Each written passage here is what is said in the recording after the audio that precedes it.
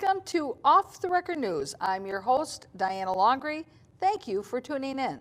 Off the Record News is brought to you every Wednesday evening right here out of St. Paul, the SPNN studios.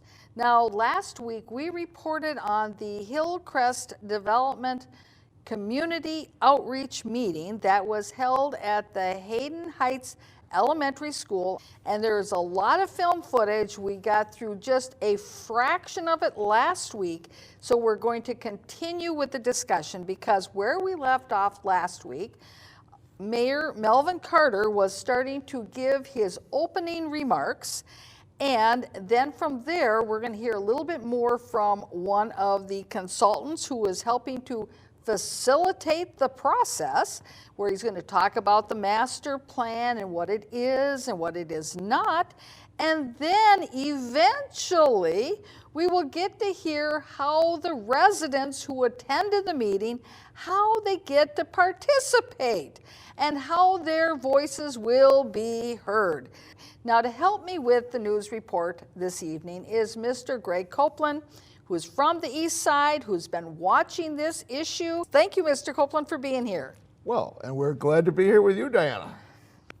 As I mentioned, the mayor of St. Paul, Melvin Carter, he started with some opening remarks. You know, we engage people in our budget process. We engage people as we hire our senior staff and our cabinet. We engage people in building the vision that will advance in our community, because that's the only way we're going to be able to advance a vision that works for all of us. That's a tagline that I say 100 times a day. We're building a city that works for all of us. And the punchline is, it requires all of us to do some of the work. It requires all of us to get a chance to build. That's what we're here today doing. We're here building. Now, Mr. Copeland, he talks about the engagement of the residents in all these processes, but isn't it true that in St. Paul, the real grassroots engagement is at the district council level? Well, that's for sure. On land use issues, the district councils, in fact, their primary mission initially when they were set up back in the 70s were to help city council members be guided in those zoning decisions, new developments, all that type of thing. And not just on the biggest projects that come along, like a redevelopment of 112 acres on the Hillcrest site, but even on the corner gas station being turned into a record shop or something, or our tear downs or redevelopments of housing. I mean, there's right, a whole, and so certainly when we're looking at the Hillcrest development, that certainly falls into that category of land use, doesn't it? Huge. And yet there isn't the mention of involving the district council in this particular process, and yet we're talking about engagement. And where's the district council in all of this? The only place that I saw where there's a single member of the district council, and I don't know if they were appointed because they happened to be on the district council when these appointments were made, perhaps that's the case, or whether the person just happened to get elected, because the district councils, it's important to note, are, it's not quite the formality of a city council election, but there are local communities that get together and they decide who sits on the councils. So there was one person out of the long list of community advisory committee members. Mm-hmm. Well, the mayor is going to continue with his comments, and let's take a look. And, you know, I'm excited to be the mayor. It's an honor of a lifetime. I get to work with people like our incredible city staff who's in the room today. Would all the city staff people who are in the room just wave your hand? Please give them a round of applause because they work really hard for us. I see our Ward 1 council member, Dai Tao, here in the room. Thank you for being here, and thank you, please. And I know that our Ward 6 city council member, Nelsie Yang, I don't think is here yet, but I know she's on her way here as well. So we get a chance to work together, but it requires all of us kind of doing this building, doing this visioning together. Now, what I found fascinating was that the focus was on the city staff and his fellow council members. And when he's saying we working together, I took that to mean he with the staff, with the city council members. And I know that when I was mayor of Maplewood, I found it to be a great honor to be the advocate for the residents of the community. And we had a number of issues that were very important issues having to do with whether or not areas should be developed or not developed. For instance, the Fish Creek area that's in South Maplewood, right along the Mississippi River, and the Mississippi Critical Area. And it was my honor to have meetings that were completely packed full of residents, and having them have the opportunity of getting up to the microphone and being able to freely speak about their viewpoint on whether or not the council should either vote to approve a conditional use permit to put a bunch of houses into the Mississippi Critical Area and the Fish Creek area, or should we set it aside as a preservation area. Yeah, I think you also moved city council meetings to the southern part of the city, to Carver Elementary School, where we were close as we could get in terms of public space available to meet, to hear people, so that they didn't have to travel all the way up to City Hall. And some of those crowds, I mean, that Carver Elementary was a packed hall that night. On the first group of meetings, and then there were subsequent meetings as well, and of course lots of committee hearings. I mean, that process got lots of public involvement, and came to a historic conclusion, which yes, transpired under your watch. That's right. To save that property. For sure, and it was a very important piece of property, being in the Mississippi Critical Area, and it was right about that same time that there was also the big construction meltdown and the housing meltdown. And if we would have approved that conditional use permit, so much of that land would have been bulldozed and then just left unattended to, because it turned out the developer who wanted to do this whole big development went belly up, went into receivership, and there was a whole lot of other issues as well. So as it turned out, our telling, our review of the CUP and our listening to our residents and knowing the value of that property, we said no to the conditional use permit, which actually, to tell you the truth, many of the staff were aghast at, because there was actually some staff that were working hard to get that conditional use permit approved. Well, yeah. And so it was a difference of dynamics in that we were working for the residents, we weren't working for the staff. Well, the other distinction I was going to make too, it goes to that point, and that is that in St. Paul, the Hillcrest development is, one in which was initiated, if you will, from what we know publicly at least, by the Port Authority, which is a arm of the city as far as I'm concerned. And then it was their decision to buy the land, and then the city council voted to essentially pay them for what they bought and with remember, a bond issue. Right, and remember a few weeks back we showed that the promise that was being made to this St. Paul City Council is 1,000 jobs and 1,000 housing units. Yeah. And so I want our viewers to recall that, because as we get to the end of our news program tonight, you're going to find that there's a little conflict in between what's being told to the residents at this meeting and what has been promised to the St. Paul City Council. Well, and that, I mean, again, looking at the Hillcrest site, it's important for residents to realize this land is in public ownership.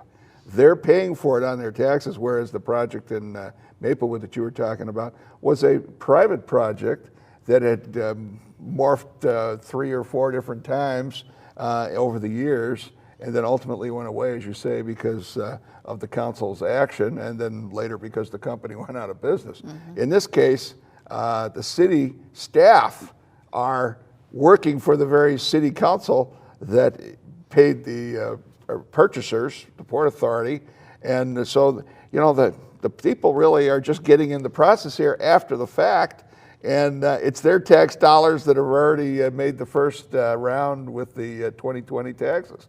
So this is unique. Mm-hmm. Well, let's continue with the mayor's comments. And one of the things that I tell people every day is when we bring people into the decision-making process, it's because we intend on making a decision together. St. Paul is growing and changing. We are a rapidly changing community. You know, I share this with folks all the time. As of our 2010 census, and I hope you know there's a 2020 census coming, and it's critical that we all be counted in that process. As of our 2010 census, St. Paul was a community of about 285,000 people. Right now, we're knocking on the door of 320,000 people. We've added 30,000 people in the last 10 years. Now, in that clip, there's a couple of different things going on. One, talking about bringing the people into the process to give comment. As you indicated, we're already kind of late into the game because promises have already been made by the Port Authority to the St. Paul City Council in order to get the full faith and credit of the city to back up the purchase of the Port Authority. Okay, so that being said, then there's the big pitch for make sure that we get everybody counted in the census. Now, what I find interesting about all of that and mixing that all up together is that it sort of puts that public engagement piece about this development on the back burner because now the focus is on the census. And last night when I was at my caucus, I couldn't believe it, but Victoria Reinhardt, when she was speaking to our little room to, you know, tell everybody thank you for being here and all of that, she had to put in a plug for the census too to make sure to participate and count every baby in every crib. So, you know, I think there's a big push in Ramsey County to make sure they count everybody because they don't want to lose a representative on the federal level. So that's really one of the motivations of what I've heard out on the street. I think you're right on. I'm sure Ms. McCullum, you know, is not anxious to face the possibility of having to have the state lose a seat, and maybe her and Ilhan Omar would have to decide, you know, which one of them gets to run for office. Flip a coin. Yeah, I mean, there you go. Now, there's other scenarios. But. Well, let's continue with the comments. We have to start thinking right now how we build our community for that future.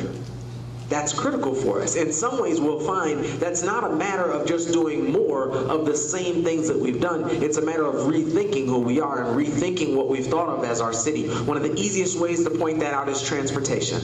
Right? I don't have a way to tell you that I can figure out how to put 60,000 more cars on Maryland. We're going to have to think about transit in new ways. We're going to have to think about bike lanes in new ways. We're going to have to think about other ways to move people around and that kind of mass transit. And when I hear this conversation about how the population is going to increase on the east side, the first thought I have is how are we going to employ 60,000 more people? Will people be coming to the east side if there aren't the jobs for them? Or are they really going to go to the other parts of the metro where the good paying jobs are so that they can be living closer to where they work because of that transportation issue? They don't want to have to drive or take the bus all the way from the east side to Shakopee to work there in that community. Yeah. So I think there's a little disconnect here in really just extrapolating these dots and concluding that because there was X amount of growth, it will continue at that rate without understanding, are we employing people at that rate as well?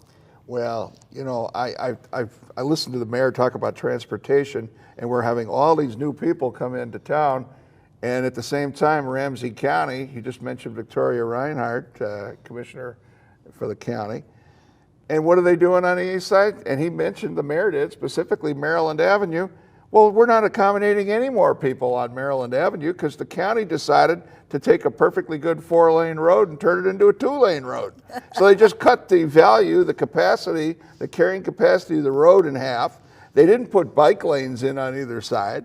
They put a dangerous turn lane down the middle of the road.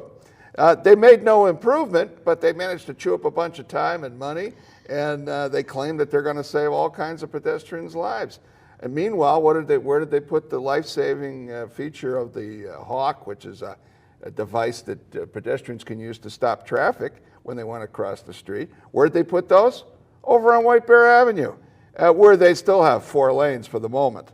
So it's a very strange scenario we have where the mayor is worried about more traffic, and yet the county is taking our roads and cutting the capacity in half. Right, and when you have commercial centers where there's employment and there's commerce, generally speaking, commerce requires transportation like trucks to get those goods in and out of where the jobs are, whatever it is that they're either producing or making or assembling or storing, whatever it is that they're doing, generally in commercial areas, they have to have the proper capacity of the roadways to support the trucks and the transit that is needed for commerce. And so if you have decided to engineer out all of that out of your community, in essence, you're also engineering out many of the employment sectors that are the source of the good paying jobs.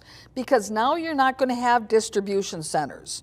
Now you're not going to have places where they're assembling things or they're shipping things or they're doing other types of employment that we find in other areas of the metro community. Well, in the area I live in off of Payne Avenue, Diana, just the dollar store. They have tractor trailers that are trying to access that facility in my neighborhood. You have Magnolia's restaurant that has food service semis and other large delivery vehicles coming. You've got the Salvation Army that has semis coming with food donations. And they're parked halfway out into the street on Payne Avenue, over the bike path that's on Payne Avenue, et cetera. So, we're in an area where the roads, frankly, both in terms of their size and their design, have not kept up with the reality of how goods are moved. And we aren't even talking about any new jobs. Mm-hmm. As you're pointing out, if you want to create a manufacturing area or a process like a printing plant or something where you're producing some goods, you've got to move material in to even start. Paper, for example, to a printer. Honestly, these are the things that seem to escape the very noble planning folks. Well, next we're going to hear a little bit about the vision for housing. We're going to have to think about how we house people. I can't tell you how the Ford site or the Hillcrest site or any site can house the enormous community that we already have right now and the enormous community that we see coming even as our community continues to grow with just single-family houses. That's why we have to start thinking differently about density in our community, thinking differently about multi-unit properties, thinking differently about multi-family properties, thinking differently about renters than we have traditionally in the past. Now here is a little insight into all of this, in that later on we'll show film footage where the residents who are at this meeting are being told that there's no preconceived ideas. And yet last week we showed one of the poster boards that people had the opportunity of giving input on, and out of all the various housing types that were demonstrated on this board, there was only one instance of single-family housing. All the rest of it was all high-density multifamily housing. Well, here's the thing, is that much of the input that came out of these meetings so far has focused on single-family housing. And that's what the residents are looking at.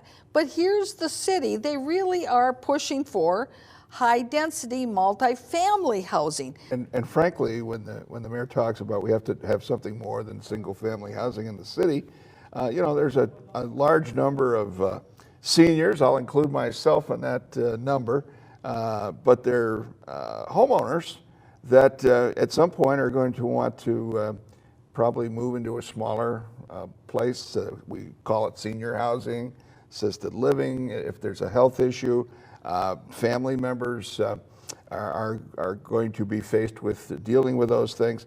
And there is certainly not adequate facilities in St. Paul to meet just this city's demand, let alone our neighbors in the various suburbs. So it seems to me that would be one way to open up some housing stock for families, the large families that we typically see on the east side in our larger than usual homes as compared to other parts of the city with the older housing stock versus the newer, smaller homes that are in the Highland area, for example.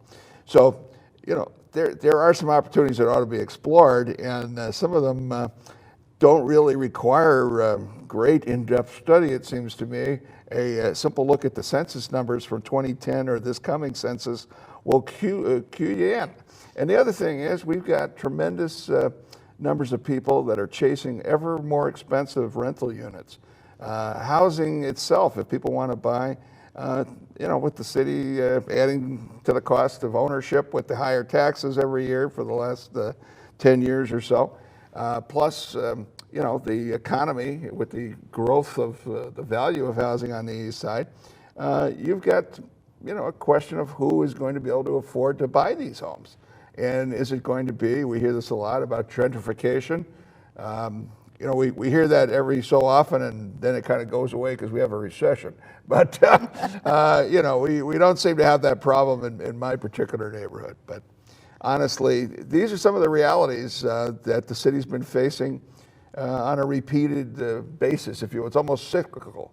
And they've yet to deal with these issues. So, I'm glad to see the mayor's at least talking about the issues. Let's take a look at the next clip, which is the conclusion of his remarks. Now, we're not all going to agree on everything.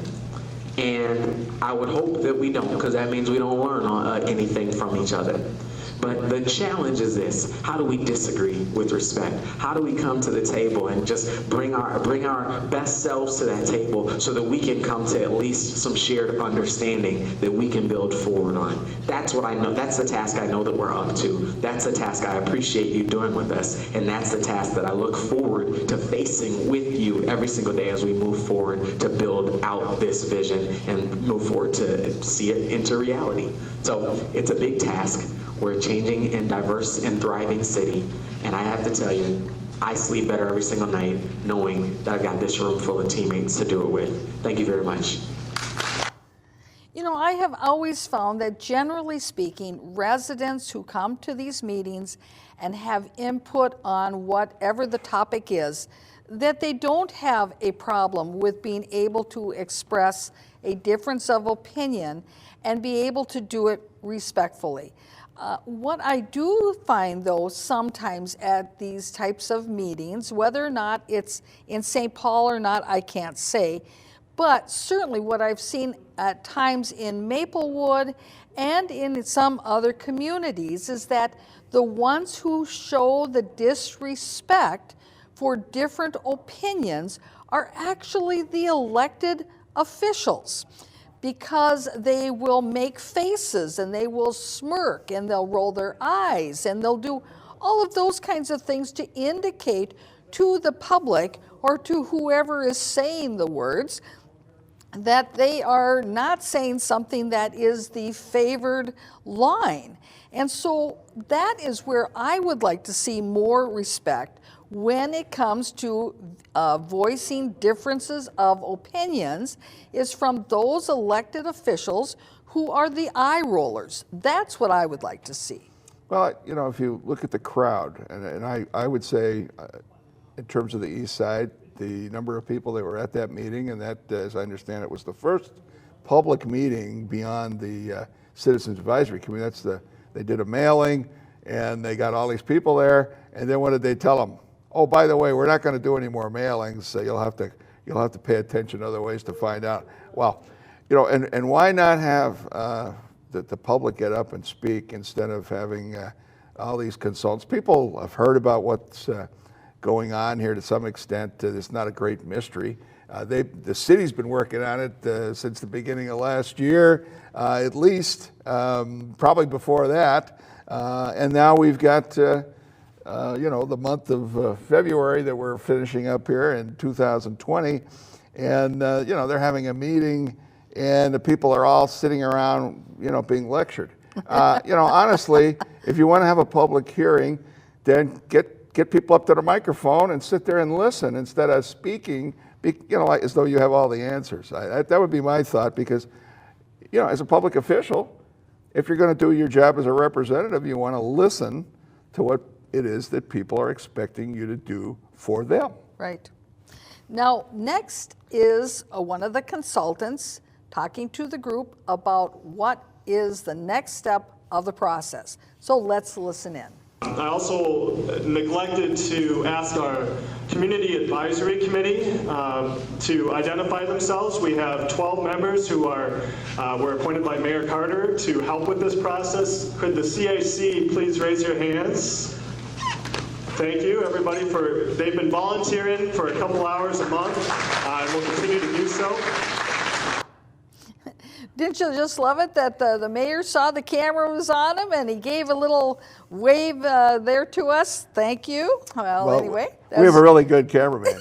We do. Yeah, you know that. Yes, and so the members that are serving on the Community Advisory Committee, well, we have been attending their meetings as well, and if you've been watching our newscasts here on a regular basis, you've had an opportunity of listening in to a lot of their meetings, because keep in mind, the City of St. Paul or the Port Authority, neither one of them are cable casting or filming those meetings so that the residents are able to hear what's going on at those meetings. So if you want to know what's going on at those meetings, well, listen into these news programs, because we've got the film footage.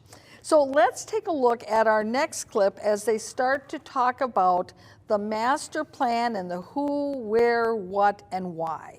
So I'm going to get through my part as quickly as I can.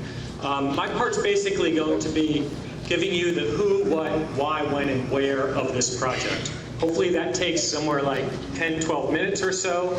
And then we have some exercises we would like, and activities we would like you to go through. We're going to have activities that they can go through. Now, a few weeks ago, we were making jokes about that at one of these meetings, somebody was suggesting that at some other community engagement meeting that they used pipe cleaners to demonstrate how they wanted to do certain things. Well, okay, now you're going to be disappointed. They did not have pipe cleaners at this particular meeting. Although, Mr. Copeland, I will tell you, though, that one of the subsequent meetings we went to later on at a pop-up that was last week, guess what they had at the pop-up? They had pipe cleaners. And so, you know what you were supposed to do with the pipe cleaners, though? You weren't going to be building that you wanted more houses or multifamily houses and make little things like that or whatever. Actually, you were supposed to make monsters with your pipe cleaners. Now, I haven't quite figured out yet what that all figures out into this process of getting community input, but we've got that film footage too. So that's why you're just going to have to keep tuned into these news reports over the next few weeks, because we have oodles of film footage, and the only way you're going to see this stuff to believe it is watching it here. So let's go on to our next clip as we continue with the consultants' discussion.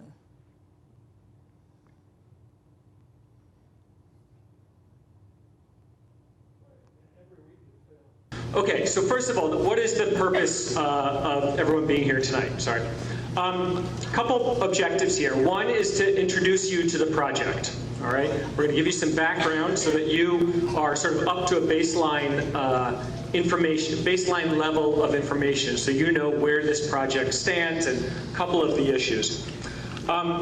Secondly, we want to let you know how you can be heard and be involved throughout the way. So one is through this meeting here, of course. If you picked up a sheet out there, you'll also see on there a link to the city's website where you can subscribe to email and also engage in an online survey. That online survey, by the way, is also in your packet, so you don't have to do it both ways. And I'll go through the process and explain a couple other reasons or a couple other means for which you can be involved in the process. One aspect of this engagement that we have heard in our attending these meetings is that they're going to shift towards informing the residents of these meetings, shift from mailing notices to simply sending out email notices to the people who have submitted their email address. So if you're interested in this project, in the Hillcrest development, and you want to know what's going on, you got to get your email in, because that's the only way that you really can be assured, if you can be assured of anything, that you will get a notification of when the meetings are going to be. Because you may have gotten a mailing about it, but those mailings are not going to continue. And that mailing was very successful. It was. I mean, that room was full of people. That was the goal. And I couldn't believe it. The first thing the guy tells them is, oh, by the way, we're not going to have any more of those mailings. And of course, you know, obviously the economies of email, you want to encourage that. But there's a whole bunch of folks, I'm sure, that didn't show up that got postcards that you want to keep prodding to get involved. I mean, ideally, you want as many people to come, and I would strongly recommend that they have those meetings at the Hazel Park School. They have a nice auditorium with adult seating, and it's, maybe less than half a mile or so from where they're seated there in that little cramped elementary school. Mm-hmm. So, just a thought. That's for sure. And I, once upon a time, a while back, I had a statistic that was something to the effect that you have to connect up with somebody at least 3 to 5 times before they will become engaged, before they will respond. Because it takes people a while to realize it's going on or something has happened in their life, so they couldn't attend, and they need, as you said, they need that opportunity of being informed again and again and again. It just takes that long, and so the thought that just a one-time postcard is going to be enough to prime the well, so to speak, it is not enough if you're truly looking for community engagement. So now let's continue with our next clip. Probably the most important thing about tonight, however, is to listen to your concerns and to your aspirations for this project. We trust that you have both of them, and we would like you to do your best to divide your time and share with us both your concerns and your aspirations. Okay? Now here he talks about concerns and aspirations. Earlier in the meeting, and we showed this clip last week, and rather than calling it concerns and aspirations, it was called hopes and concerns. So you see, it's the same words, the same mantra. And as we pointed out last week, simply getting out somebody's hopes and concerns or concerns and aspirations doesn't necessarily mean that you're looking to use that information as a way to shape the development, that you might be just using that information to shape the marketing of what the city wants. And you see, those are 2 different ways to use the hopes and concerns data. Let's continue. What is a master plan? That is what we are all here together to do. A master plan is basically a document that will give you a picture about how the site will be developed in the future. This is a long-term plan. It's probably not going to be developed in less than 10 years, maybe as many as 30 years. It's a long-term plan. So this master plan will describe the streets, it will describe the land uses, it will describe the types of buildings that will be on the site, it'll describe the open spaces, it'll describe how the site is integrated to its surroundings. And it might be seamlessly integrated to the surroundings, or it might not be. That's part of one of the things, that's part of what we have to determine throughout the process. One of the pieces of information that we shared with our viewers a few weeks ago from the memorandum of the Technical Advisory Committee, who actually puts together the master plan and puts together all the plans and has an idea about exactly what they want there anyway, is that from their memorandum, when they talk about the design of the streets, it specifically talks about having narrower streets. Now, we asked the question, how do narrower streets support the promise that there's going to be 1,000 jobs at this site? Again, goes back to that issue of the conflict between we want to have these narrow streets and yet we want commerce too. How does that work? Well, and that's a great question, because as I've read a little more on the project and how they came up with those numbers, because frankly, it appeared to me that they pulled them largely out of thin air at the Port Authority. Well, gosh darn, I was wrong on that. I have to confess tonight, and I'll be seeing my priest here later. But honestly, they got those figures out of a study that was prepared by a very reputable firm that's used here in the metropolitan area. Somehow that reputable firm, which is well known in the development community, came up with some matter of plans that actually can account for 1,000 homes and 1,000 jobs on that 112, plus the narrow roads, plus the green space that was promised to the city council by the Port Authority, plus the 5 acres of recreational space to the Parks and Rec people. So it apparently is well under the cooking process.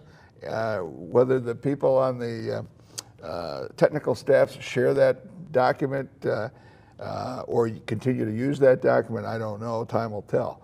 But somewhere they got that. And it wasn't out of the thin air.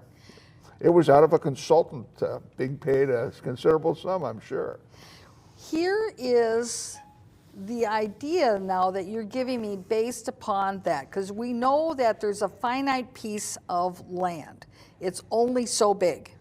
We know what the pieces are that are going to go into that piece of land.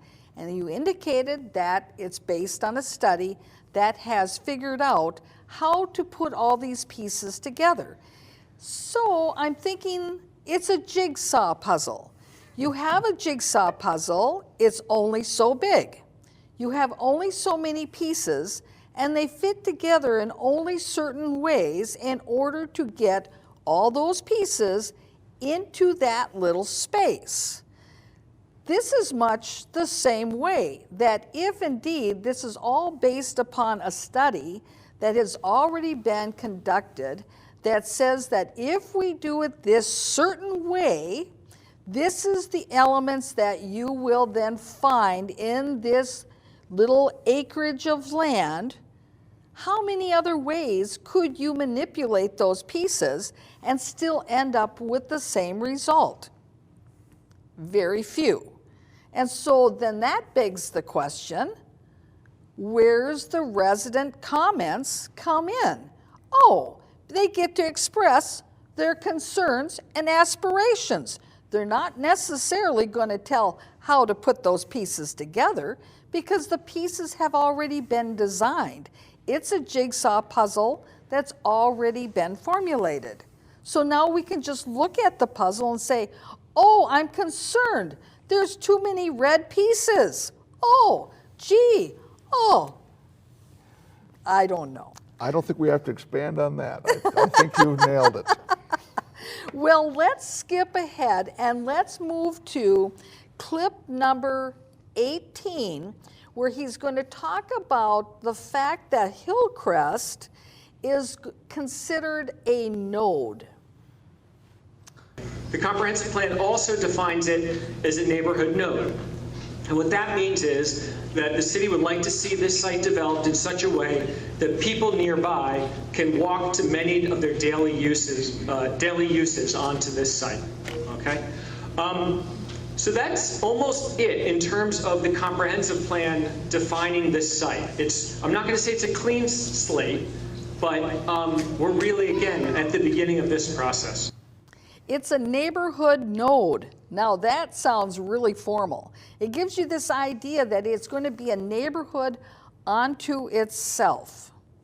Well, let's continue as he talks about how the different wheels are going to work in this whole process. So who is involved with this process? You guys are involved. Your job is to inform this process throughout the way.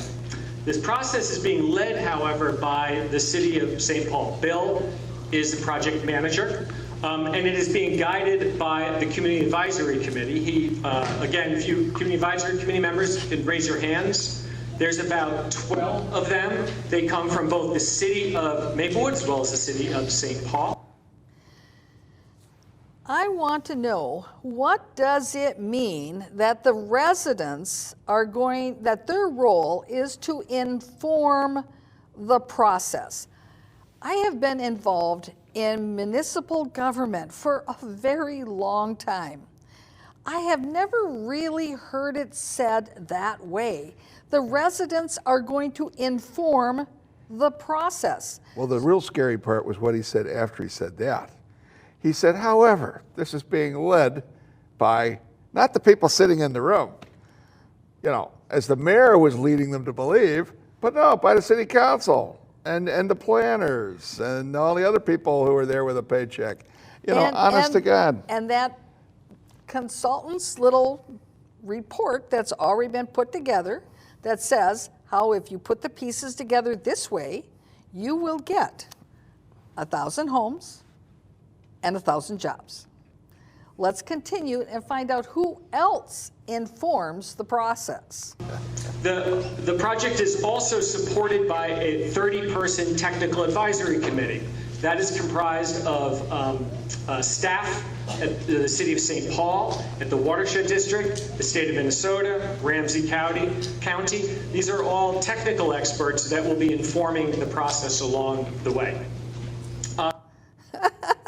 Okay, they're going to inform the process too, but I think that they're going to inform the process a little bit more substantially than the residents that are in that room. There's 30 of them, by the way, and you know what? They're going to be showing up at all their meetings, and they've already been putting together their memorandums that says exactly what's going to be done at this site. So let's continue as we move along. Another who is the Port Authority of St. Paul, and if Catherine can make her way to the front, I'm going to let her introduce the Port Authority. The Port Authority owns the land. They have some degree of intentions with the land, but they too are a part of making this process together with you. Well, certainly they are part of making this process because they're the ones that made the promises to the St. Paul City Council. You got it. This is their big plan. This is their baby because this is what they want to push through as the next big project on the east side.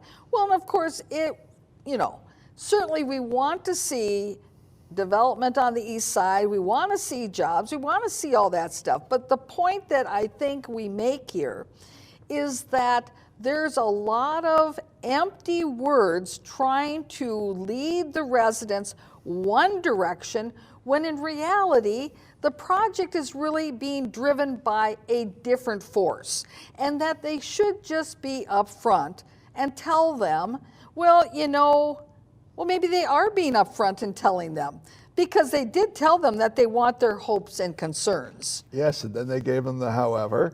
And if you notice, the people are still sitting obediently in their chairs, quiet, Haven't had a turn at the microphone yet. I'm wondering when it is that the clock will tell us there's 10 minutes left of the meeting, and then they're going to have their activity, and we don't have time for public testimony. Well, let's find out what kind of activity there's going to be for the residents. We're going to have some activities in circles. Let's take a look. I mentioned we have 3 conversation circles on 3 topics. We've actually, since we anticipated a big crowd, we have set up a second conversation circle for each of those topics. Okay, so we will have topic in this corner will be work, in that corner will be community character, and in this corner will be living. In the 2 classrooms on the other side of the hallway, we're setting up additional 3 circles on those 3 topics, okay? They didn't expect that there was going to be so many people showing up. So they were really only planning for so many of these conversation circles. And so they had to form some more conversation circles in the rooms across the way. Now, you might be asking yourself, what if I have a conversation on all 3 topics? Can I go to all 3 conversation circles? Mr. Copeland, have you ever been to an event where they've got these conversation circles? Oh, yes. Many long years ago, back in the early 90s, Ramsey County was envisioning all their different services that they offer, and they had strategic sessions where they met with different aspects of county government. And I remember they, perhaps the best attended one was on human services. That's one of the largest activities that the county's involved in. And the then administrator of that department, who has since retired, said, gosh, we had a hard time finding clients of the services that we have to involve themselves. And instead, the room was literally packed. If you've been down in the City Hall basement, those large meeting rooms, that room was full, completely full of people. And many of them were the service providers, lobbyists, administrators of various other programs, everybody that was on the county vendor list, essentially.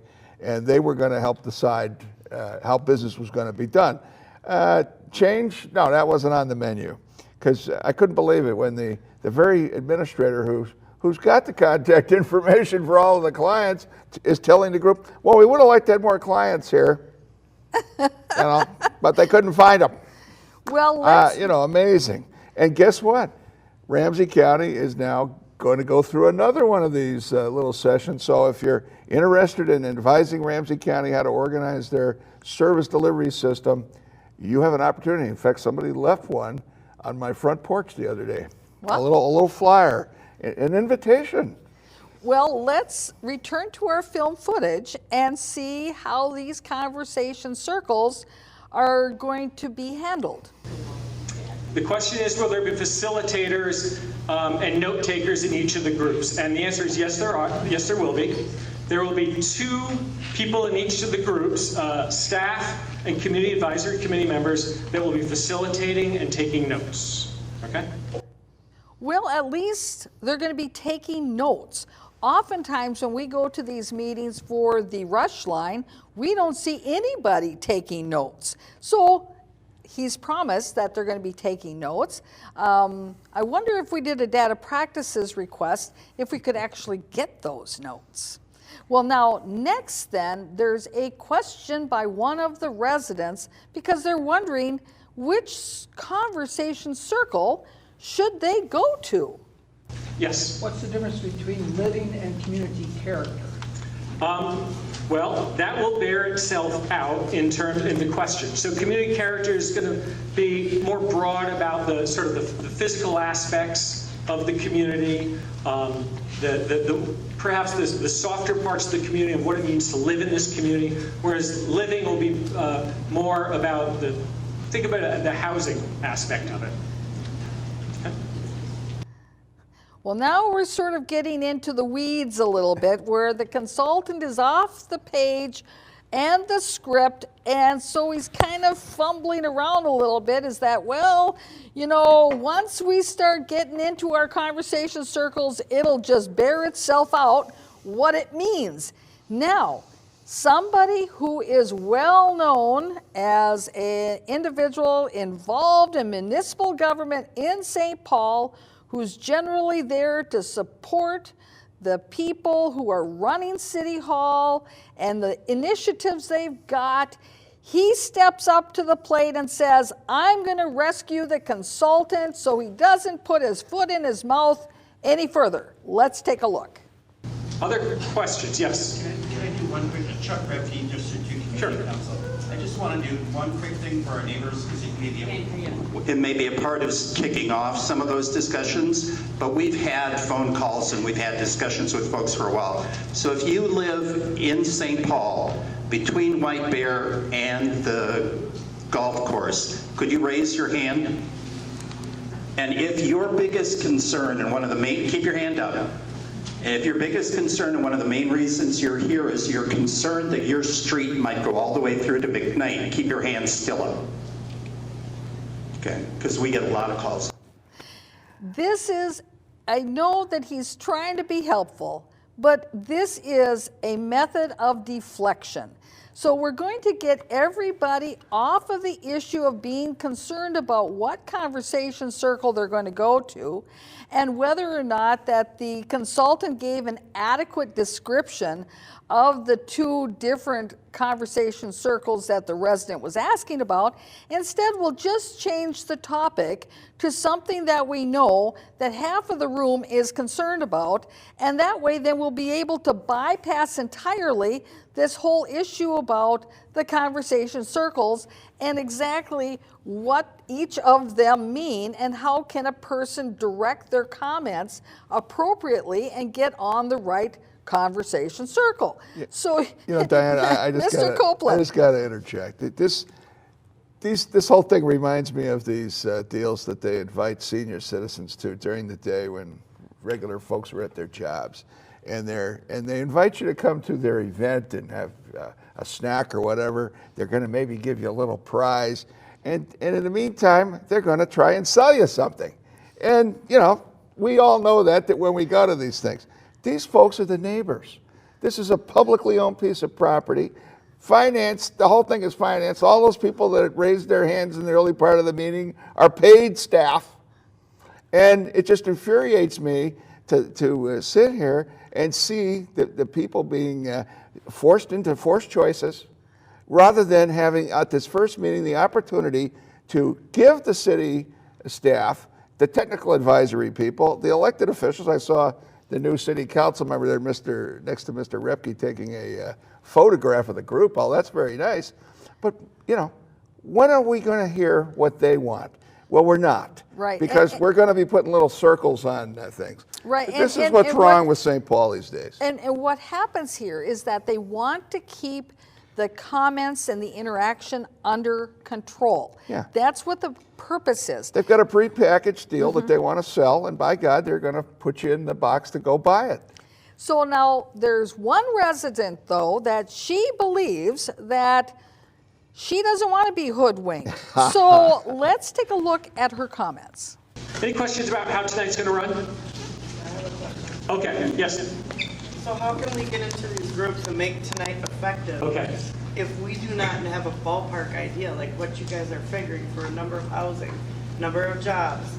We talked about green space a little bit, but not real effectively. If everybody's supposed to magically know which group they're supposed to go to and who they're supposed to ask questions, how is that serving as a community workshop? So we don't have numbers right now. So there are no approaches that have been drawn, no alternatives that have been developed.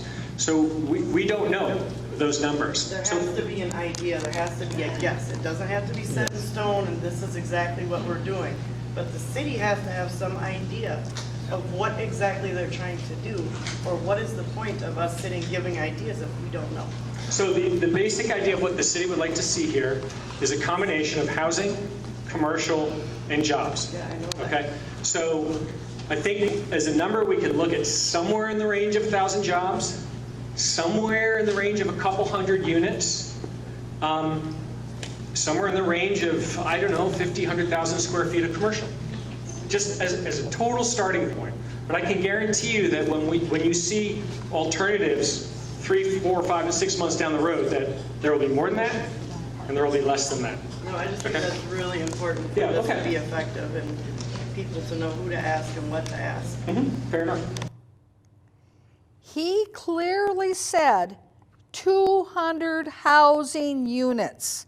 We know the promise of the Port Authority to the St. Paul City Council is 1,000 housing units.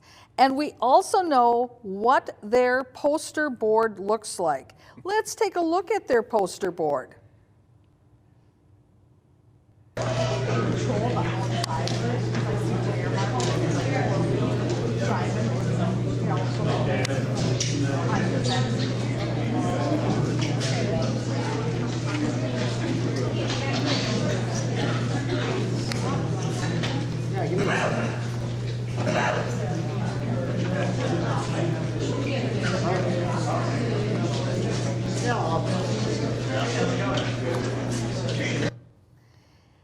On that those two poster boards, there's only one picture that is single-family housing.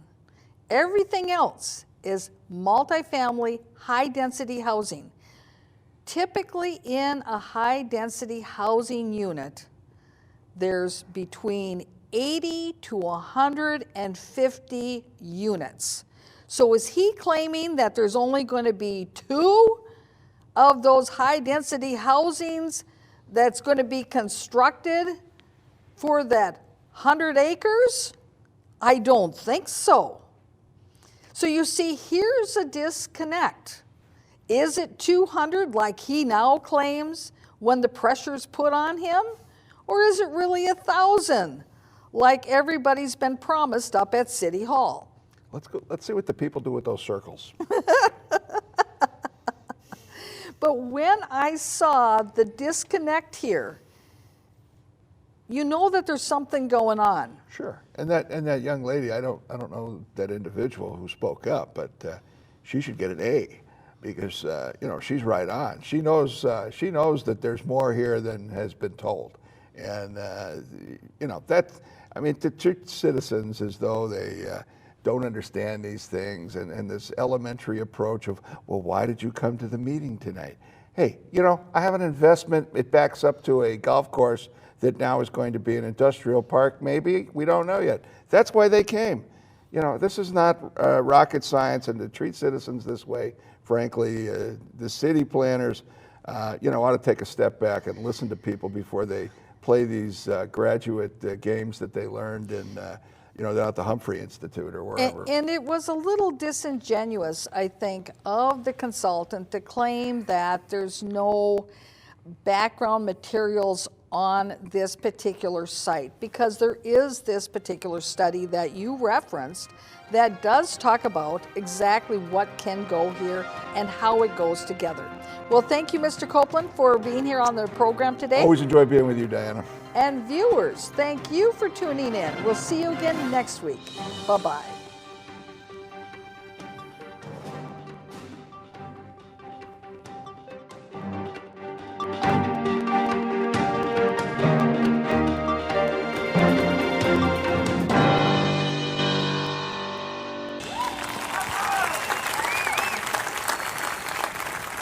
We do not have a ballpark idea, like what you guys are figuring for a number of housing, number of jobs. We talked about green space a little bit, but not real effectively. If everybody's supposed to magically know which group they're supposed to go to and who they're supposed to ask questions, how is that serving as a community workshop? So we don't have numbers right now. So there are no approaches that have been drawn, no alternatives that have been developed. So we don't know those numbers. There has to be an idea, there has to be a guess. It doesn't have to be set in stone and this is exactly what we're doing. But the city has to have some idea of what exactly they're trying to do, or what is the point of us sitting giving ideas if we don't know? So the basic idea of what the city would like to see here. Redevelopment, able to produce as many as 1,000 jobs and up to 1,000 housing units and up to 1,000 housing units